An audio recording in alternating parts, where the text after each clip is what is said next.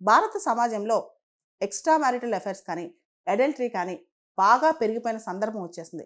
ఈ టైంలో right to privacy versus marital rights అంటే మహిళకు ఉండాల్సిన హక్కులు, వాళ్ళ యొక్క ప్రైవసీ హక్కులు, వాళ్ళ యొక్క వ్యక్తిగత హక్కులు, ఇవన్నీ ఒక పక్క. ఇంకో పక్క పెళ్ళి అని ఒక ప్రామిస్ చేసుకుని అది బ్రేక్ చేయడం ఎంతవరకు కరెక్ట్, ఇది ఇంకో పక్క ఈ క్వశ్చన్.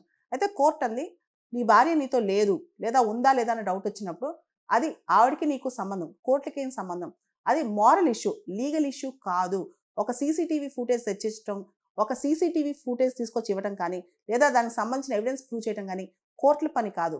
నీతో మేము ఎంపతైజ్ చేయగలం, సింపతైజ్ చేయగలం, కానీ ఇది లీగల్ ఇష్యూ కాదు. నీకు ఒక కాజ్ ఉంది, నీకు ఒక ఇష్యూ ఉంది, కానీ అది సుప్రీంకోర్టులో, హైకోర్టులో లేదా కోర్టులో వేసే కేసు మాత్రం కాదని చెప్పి నీ పర్సనల్ ఎజెండాసు, పర్సనల్ వెండేటాసు భార్య పైన తీర్చుకోవడానికి కోర్టుకు రావద్దని చెప్పి కూడా ఈ ఢిల్లీ కోర్టు చెప్పిందనమాట.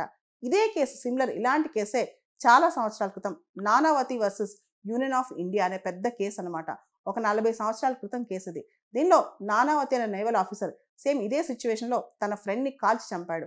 భార్యతో ఉన్నందుకు తన ఫ్రెండ్ని కాల్చి చంపాడు అనమాట. తర్వాత అతని పైన కేసు ప్రూవ్ అవ్వటం, తర్వాత కేసు బెనిఫిట్ ఆఫ్ డౌట్, ఇతను చేశాడా లేదా అనే దాని మీద కాస్త డౌట్ ఉండి అతనికి గవర్నర్ మెర్సీ ఇవ్వటం, తర్వాత అతను ఇప్పుడు పూర్తిగా కెనడా వెళ్ళిపోవడం జరిగింది. ఆయన ఉదంతం పైనే రుస్తుం అనే మూవీ కూడా వచ్చిందనమాట హిందీలో.